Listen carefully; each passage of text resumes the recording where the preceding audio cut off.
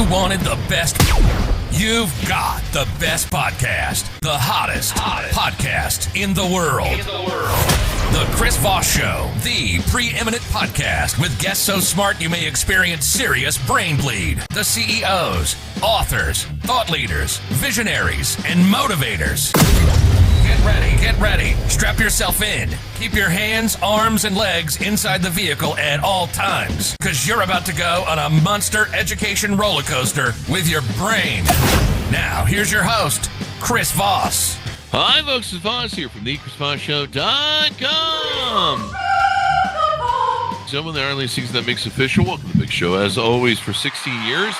And 2,600 episodes, we're bringing the Chris Voss Show because, we wanted you to be educated, to know everything in life, to be the smartest, brightest, most interesting people known to man. And that's what you bring to the Chris Voss Show. And you listen in and refer it to your family, friends, and relatives. Go to goodreads.com/Chris Voss, LinkedIn.com/Chris Voss, Facebook.com/Chris Voss, and all those crazy places on the internet.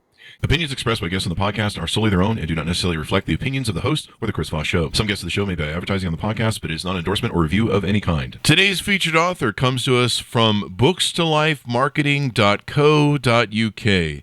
With expert publishing to strategic marketing, they help authors reach their audience and maximize their book's success. Today we'll have an amazing young man on the show with us today. We're going to be talking about his book called Have You Seen My Daddy? Out September 20th, 2020 by Pastor John R. Peyton. We're going to get into his story and his journey there. Welcome to the show, Pastor John. How are you? I am doing wonderful here and outside of D.C., and I feel excited about life today. Awesome sauce. Awesome sauce. Do you want me to call you Pastor or John on the show? Pastor John. That's what most people call me. Okay. That's easy to remember. So, Pastor, give us .coms, any websites, anything on the internet, socials that you may want people to follow you on the internet. You can get me on my email, forpastorjohn@gmail.com, FOR pastorjohn@gmail.com. All right. So give us a 30,000 overview. What's inside your book? It's about my life. Growing up in Hampton, Virginia, with an abusive father who was a functioning alcoholic. I had a mother who was a Christian, and she lived it in my presence, and I was always comparing her with some of the people I saw in the church, and it was such a difference. She was the one that kept me solid in my character. And so you say your abusive father. Tell us about what that was like. And I guess this book is a memoir, so the stories of this are in your book, correct? Yeah, the book talks about what's it like to live in a home with an alcoholic functioning father who has problems on his job with getting promoted, who's being discriminated against, and he comes home and he takes out his anger on his own family. Yeah, there you go. So there's a lot of people that do that, and a lot of men that do that because they can't handle the world, and they come take it out on their family. Sometimes, I suppose, women too. They're in the working field. It's not the right thing that they can do to do that to your family, but what can you do? And so your mom kind of helped you get through that, survive that, and probably gave you the love you needed as you were trying to navigate childhood. It wasn't easy because you look for what you see on television, and television was a joke when I finally grew up and started seeing the Harriets and Lucille and Ricardo and all of them, and you think these people are the real deal, and you find out that's just acting. They're just acting. Yeah. And that's why I have a PhD in psychology, because sometimes I have to go in and try to see, can we heal the child inside of the man? Sometimes he has anger and problems as a child, and he takes it into his adulthood and don't even realize it. I often say you're once a man, twice a child. Whatever you were as a child, when you get a certain age, you'll start acting out that behavior again, unless you've had some correction in the middle. Correction is good. Correction is good. So did you discover, you're obviously in religion because you're a pastor. When did you first get exposed to religion, and what was that like? Growing up, I noticed that Our church was about 25 steps from a white church, but I never saw nobody get together.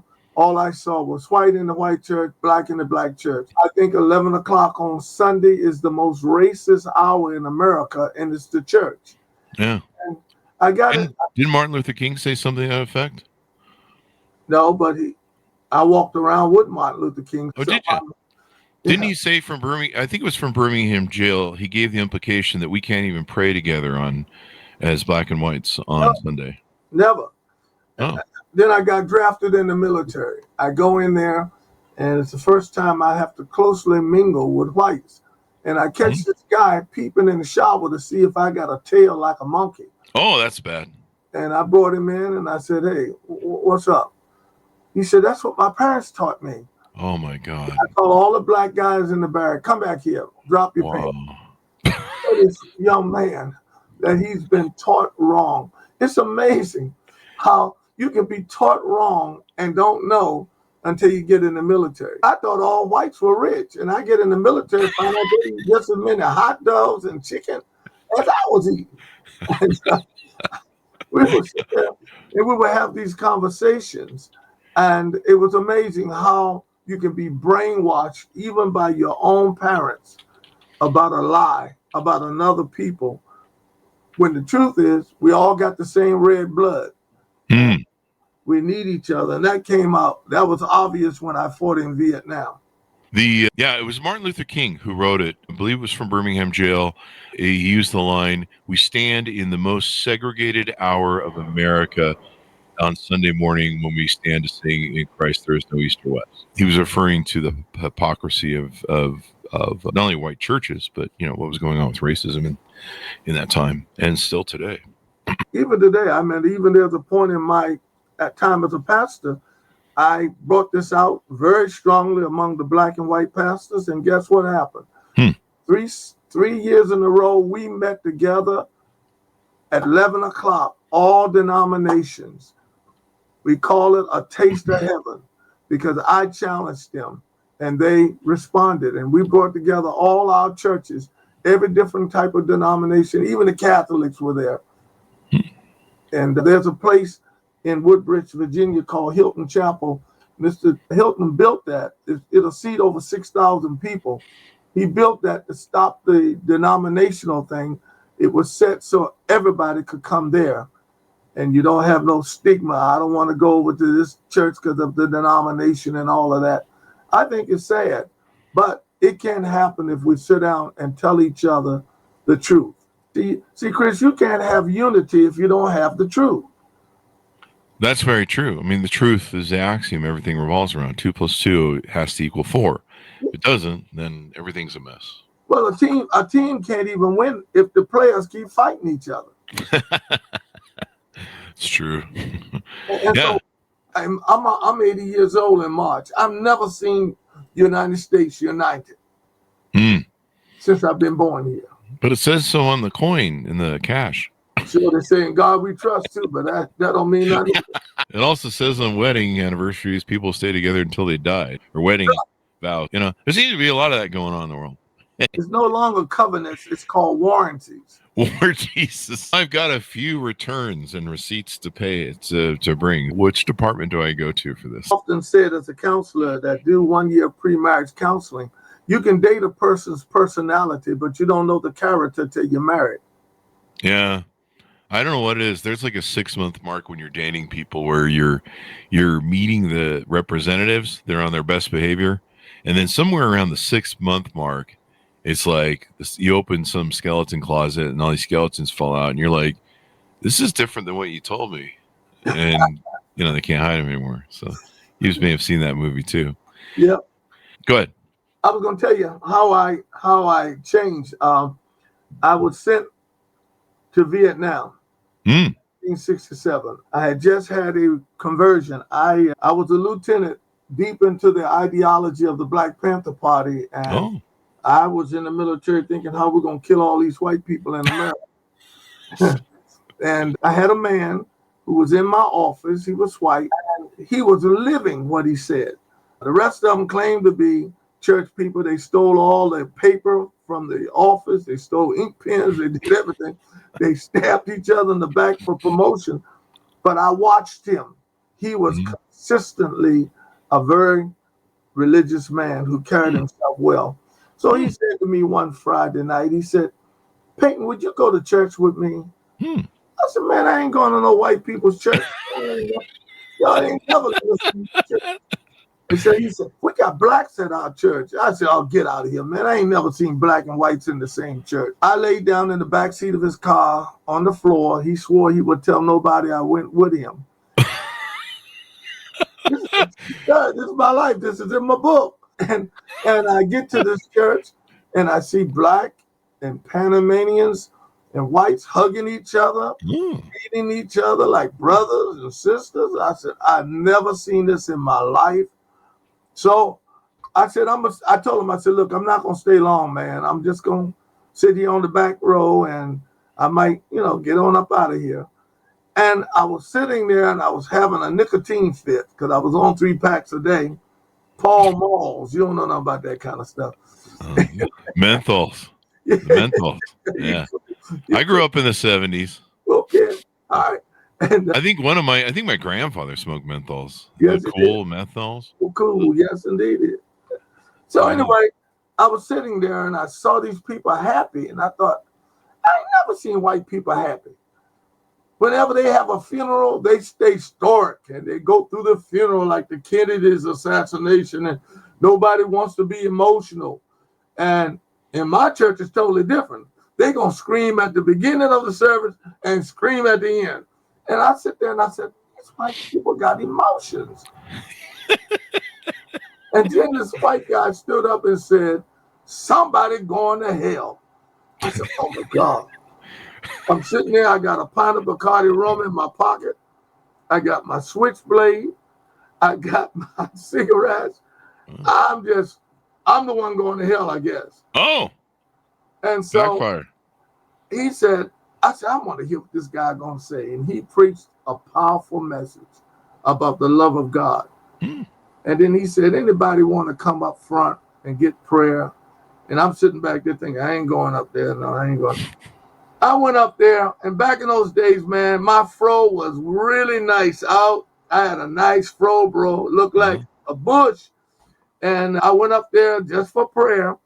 Then somebody put their hand in my head and said, touch him, Lord. I said, oh, no, they messed up my fro. Long story short, I gave my life to Jesus Christ. Everything changed in me. I didn't hate white people no more. Next thing I know, I went back home, married my sweetheart, Marie. And then next thing I know, they sent me, an order came from the Pentagon for me to go to Vietnam. I didn't even have a Vietnam MOS. And they sent me to the front line. And when we landed in Vietnam, they were shooting at the plane. Oh, wow. And that's a hell of a welcome. Oh, man, that C-130 hit. I thought it had crashed. They said, come out shooting. Wow. Viet Cong were on the runway. And that's when my life started an adventure. That's an adventure. So in 1968, while we were there fighting, Dr. King got assassinated since she brought him up. And there was almost a race war in Vietnam in my company. Oh, wow. The white guys got the rebel flag out. The black brothers got the national flag of the Black Liberation. And I stood up and said, hold it. We got to stick together, brothers. Yeah. For Vietnam. 41,000 VC were coming down on us that night. I said, all of our guns got to be pointed in the same direction, helping each other. Oh, yeah. We apologized, and some of us got home. 58,000 mothers lost their sons in Vietnam. Yeah. For what? Yeah, it was an unfortunate battle. So where do you go from there? I come back home. I'm determined I'm going to do the right thing. So I checked into school, college. I was going to college full-time in the day and working in the Newport News shipyard full-time at night, averaging 4 hours sleep until I got my first bachelor's degree in business. And man, I'm getting ready to have the American dream now. I brought her home, and my wife and I, we got a child, and We're happy. And all of a sudden, 1974, December, 5 days before Christmas, I'm awakened by God, whose voice I know. I no longer say something told me, because he spoke to me and saved my life quite a few times in Vietnam. And so he told me, he said, do you love me? And I said, yes, I love you. I'll do whatever you want. I owe you my life. He said, then I want you to pack your wife and your new little baby, get a U-Haul truck, and drive to Colorado.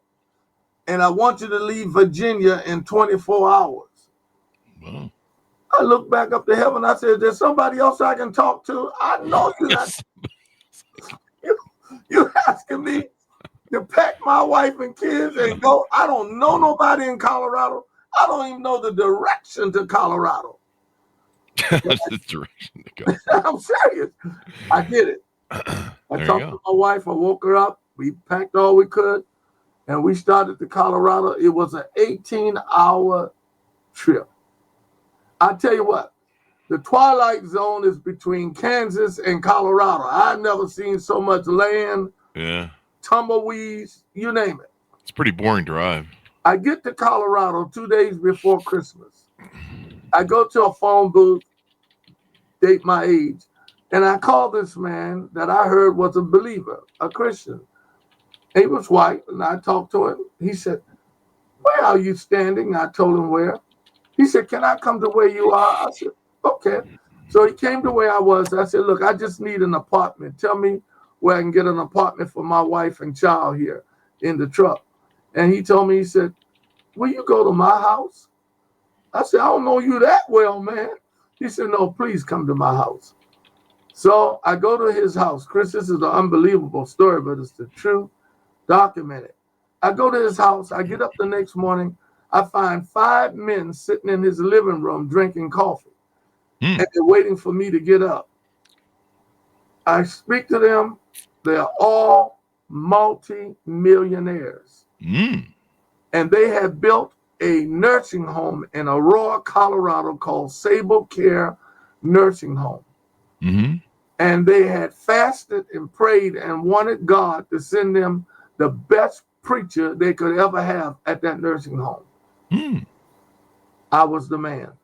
You were the man.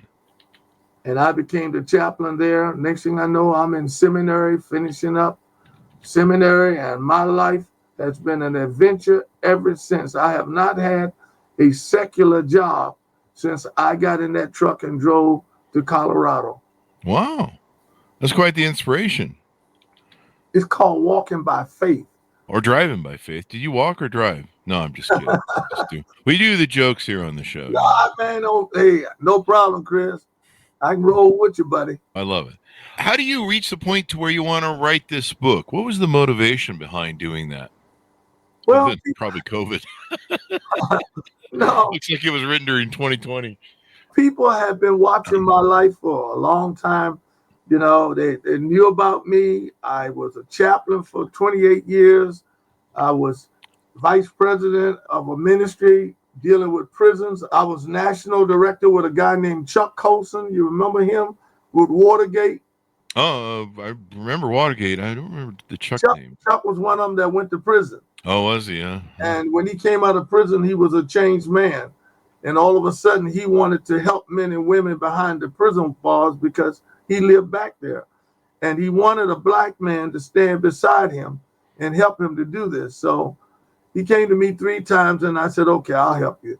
Because when you're going into prison, you need a brother to be walking in or set it up so that everything go right. Oh, really? Yeah, and I got to train you what not to say when you go in there. I'm going to call you if I end up ever going to prison.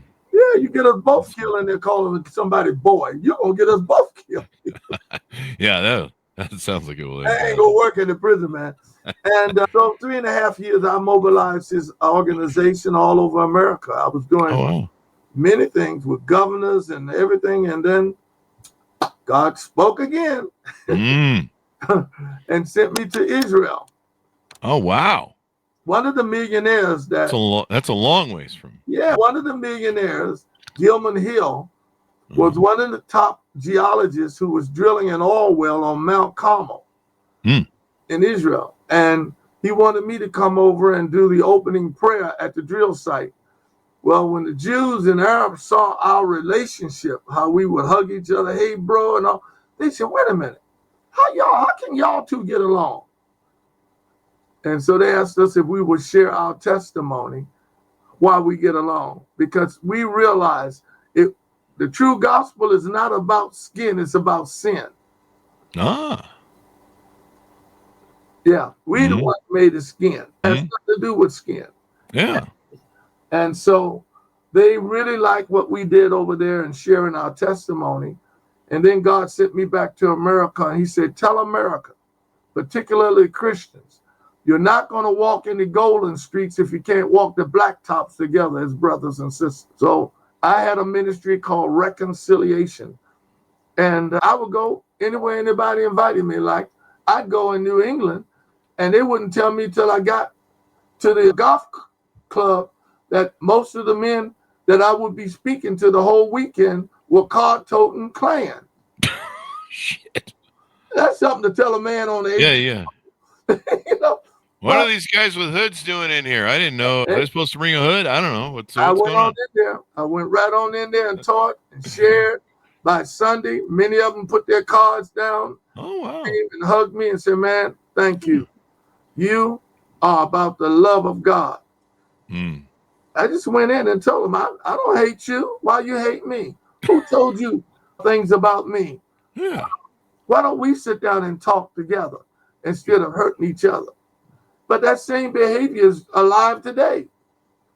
Things are being said, and nobody's sitting down talking to each other. Like, you know what? We're sitting here. I ain't never seen you in my life, but I'm enjoying you because I can see the realness in you. Yeah. And I can hear the realness in you. Yeah. I mean, just talking, communicating, getting to know each other. I mean, I'm just at first when you told me about the tail thing, I thought that was a joke. I think you were making some sort of joke. And I was like, joke, man. Look, I'm like, you know, this is probably going somewhere with this joke. And then it hit me that like you were being for real. And it's just hard for me to imagine an era at that time, even though I kind of grew up in it, really. Well, I live out in the suburbs. My neighbors are CIA, FBI, you name it. But you know what, Chris? What is interesting? If I go for a walk in this neighborhood I live in, which is predominantly white, I watch children go in the house when I walk by. Really? But when my grandkids are out in front of the yard and a white guy goes jogging by, they don't even think about it, but wave at him. Oh, wow. It's what people are teaching. Children naturally will play together until parents say something. Yeah. I think racism is taught. It really is. It is taught. You know, I mean, I remember when I was in junior high, I think it was it high school or junior high? I think it was in high school. And one of my friends was a young black kid, and we lived in Utah. And there's a very small population of minorities here, which makes it a really boring state, and the food's awful. We need some culture up here, folks. White people culture is boring.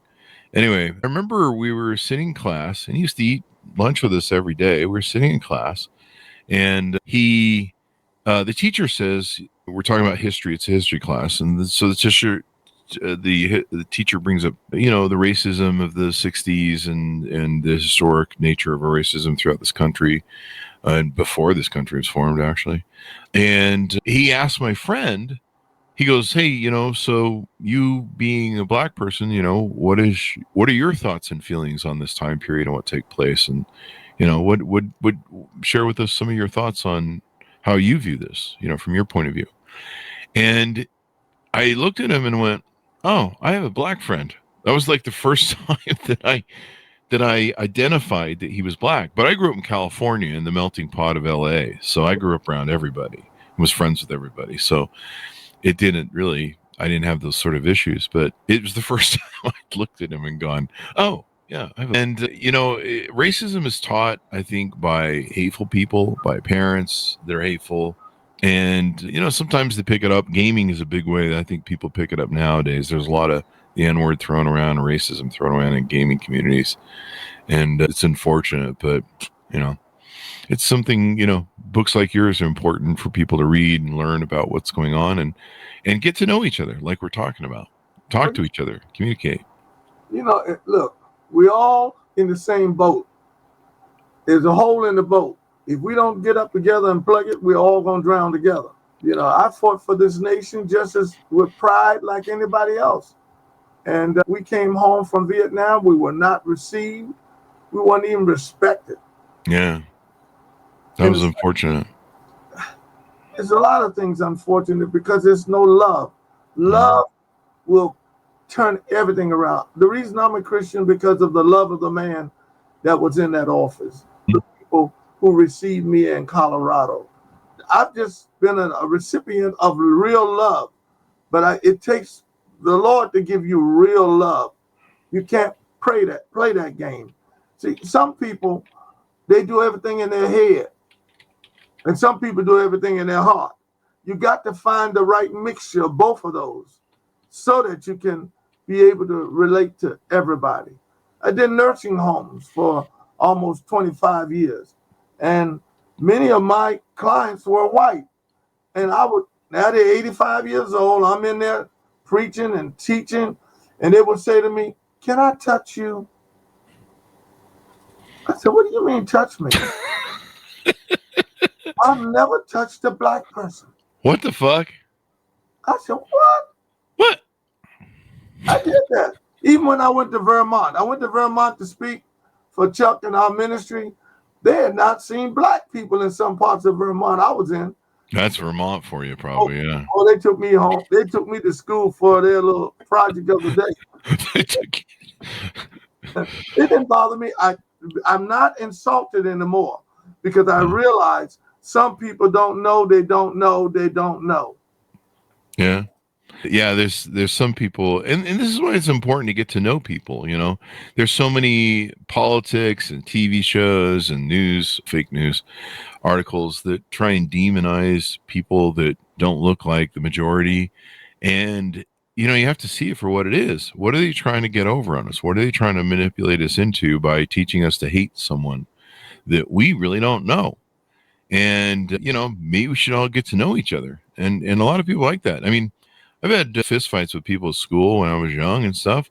And sometimes it was over a misunderstanding and we just had to talk to each other. So yeah, that was it. Just had to talk to each other and do that. And yeah. So what motivated you want to write this book, and what was the influence that you hope people come away with, I guess, is more my question. With my father, I came home and I wanted to get his love. He had shot my brother in the back. Holy shit. And only God let my brother survive. We have not seen my brother in 60 years. He just disappeared. Really? Oh, yeah. I've been in every prison almost in America trying to find my brother. Wow. I think I kept saying to my father, "I love you." And he would say, "Okay." Wow. Then he finally said, "Yeah, me too." Me too. Yeah. Then one day when he was having a stroke, he asked for me to be brought to the hospital right away. Led my father to Christ. And that was the first time I heard him ever say, "I love you." Really? You can have a father who thinks, because I work every day and put the bacon in the house and do all this and that, I'm showing you love. But love is something you say. I didn't want a father. I wanted a dad. And so my book talks about finding a dad, somebody who don't mind holding your hands. Like I noticed in Israel when I lived there and studied, you see the father walking around with his son every day. Grown man, they hold hands together. We do that here and we say they're gay. Yeah, it's kind of weird. Sad. A father should be very close to his son. As a matter of fact, the Bible says if you hurt the son, it hurts the father's heart. It breaks the father's heart. And so my book tried to talk about how to be a dad, how to try to help somebody to be a dad, show love. Like for instance, when I teach in the prison, I'm looking at 3 generations in the prison in DC. And I'm coming in to teach them about how to love one another and get out of this cycle of being in prison. They look at me as a father to them. You came in our lives and you helped us and you worked with budgeting and You taught us how to love and try to, make it in this nation. When I'm in Africa, they call me Papa. I get respect. There's a respect that needs to be seen for the elderly. You don't call a man 75, 80 years old Joe. It's Mr. Out of respect. We've lost how to respect each other. And that's sad. Yeah. Because we need to respect our elderly. And if you keep waking up one day, you're going to be elderly. So we got to show back to respect. When I grew up, my mother said, yes, sir, no, sir, thank you, you're welcome. And I said, Mom, why I got to say all that? She said, because you got to grow up with a right character, respect. When people don't respect one another, it's going to be tragic. Yeah, so most definitely. When you're old, like I see them in the nursing home, they don't care what color I am. They want me to hold their hands and give them a hug. Because the race game is over. Yeah, and it should be. I want to see love. Yeah. Love makes the world go round. Hey, bro. But you got to have the right love. There's different kinds of love. Like Eros love is romantic love. Philo love is friendship love. But godly love is called agape love. It means I will lay down my life for you. Oh, wow. So some of the things you talk about in the book, we discussed the racism part. You talk about family disintegration, divorces, and violence. Talk to us about what you're talking about in the book and what's going on there. I tell you, I always ask people when they come to me for counseling and they're thinking of divorce, I always ask them a question. What were the positive things you saw in each other when you first met each other? And they get this, just like you, they'll think about it and say, wow. Yeah. Then I'll ask them, what is the problem with the marriage? It's usually the things you used to do, you stop doing. And then you get a second and third wife and always think about, man, wonder if I had known what I know now with the first wife, it might not have gone so bad. We were immature. We were selfish. Yeah. That's why I always start off in polygamy. I just get the first, second, third, and fourth wife right away. And then I skip that first step you were talking about. Look, bro, I don't know what neighborhood you live in, but one woman is enough for me, man. You and I. But I did spend quite a few years in Utah, and there's a huge polygamous thing going on here. I got friends there, and I don't know how men do it either. I can barely handle one woman. One woman, that's all I got. One wife. We've been together 56 years. Wow. We're childhood sweethearts from the 7th grade. And we've never talked about divorce, but murder has crossed our mind. I hear that it's not true love unless you have thought about killing the other person. Everybody have their days, but I think my book will make anybody sit down and think about marriage, or to make people think about what could turn this world around, what this world really needs, how we can become a better nation, a better people. And the main thing, Chris, is to die in peace. Yeah, dying in peace is, having peace is good. My rich friends, I'm not going to call off the names because you know them.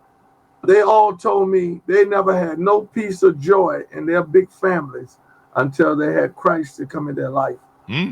One of them, I'll just name him because he's written a book about it also, Adolph Coeur of the Coeur Beer Company. We did prison ministry together. As a matter of fact, I was with him when he went to see the man who killed his father. Oh, wow. In Canyon City prison. And he told me the only time he found peace was when he invited the Lord into his life. He had the money, they had the big house, they had all the stuff, but he didn't have peace. Peace is priceless, at least for men it is. We love peace. We'll do anything for peace. I tell you, this book, I think it will make people maybe want to invite me to come and share and try to bring reconciliation in some of these cities. We need each other. We need to stop fighting each other. We in this together, and we need to stop the fight. We need to know somebody that we can talk to. I see so many men don't have nobody they can talk to. Yeah. And they don't talk to other men. It's just kind of weird. I mean, technically, if you got issues, talk to other men. And you know what? I come in and I do a seminar which will make men talk to each other that have never talked to each other before. It was developed when we did the prisons. We would bring outside businessmen in for a week and do a little seminar with them and the inmates. Them men didn't want to go home because they had assumed things about men behind the walls that they didn't know. I'll give you one example. There was two brothers that were twins in D.C. One of the brothers had a little bit of dementia. He had problems, but they got him in a crime and they gave him time in prison. Brother switched places with him and was doing his time. Wow. I didn't know that was legal. You can do that? It went down. Everybody in the prison knew it. But that's what love is like. I will do the time for my brother because he can't make it in that prison. Wow. But you never hear stories like this. Yeah. It's crazy. You know, His brother kept his meal cart full in there. Everybody support. I see more love in prison among the men and women in prison than I see out here on the streets. The only time we even come close to each other is at a 4-way stop sign. That's true. So as we round out, what do you hope people come away with on your book? What do you hope that they learn? I hope that they learn that if you're willing to dare to be different and stop letting other people run your life, you can come out better. Because we spend our lives trying to impress people that ain't gonna never like you anyway. That's true. And you have to stop assuming things about each other. Stop reading stuff unless you go and talk to the person to their face and say what needs to be said. I got pulled over for robbing a bank. And they had me on the street, guns out, hammers back, get ready to shoot me. And they went to the bank and they brought this white bank teller. And she got out the car. She said, "That's Pastor Peyton. I told you the bank robber was 5'3" and light skinned. Y'all get ready to shoot the wrong man." They never took the time to give me a chance to talk. They almost killed me. Yeah. As we go out, what do you hope people come away with your book? What do you hope the lessons they learn? And you want them to give a final pitch out to people to pick it up. If you read this book, you're going to realize that we need to love one another. You're going to realize that we need to talk to each other. In the Christian churches, denominations need to come together, sit down and work on a project together. You're going to come out of this book and realize what God can do with a man that was a lieutenant in the Black Panther Party thinking of killing all the white people. And I just love everybody. Definitely a positive, uplifting thing. And I'm glad you're here to share your message and share your story as well. Thank you very much for coming on the show. We really appreciate it, John. Thank you, Chris, for inviting me. God bless. Thank you. And thanks to our audience for tuning in. Order up his book wherever fine books are sold. It's called Have You Seen My Daddy? Out September 20th, 2020 by Pastor John R. Peyton. Thanks so much for tuning in. Go to goodreads.com/Chris Voss, linkedin.com/Chris Voss, Chris Voss, one on the TikTok and the Ellen's Crazy Place. The internet. Be good to each other. Stay safe. We'll see you guys next time. You've been listening to the most amazing, intelligent podcast ever made to improve your brain and your life. Warning, consuming too much of the Chris Voss Show podcast can lead to people thinking you're smarter, younger, and irresistible sexy. Consume in regularly moderated amounts. Consult a doctor for any resulting brain bleed.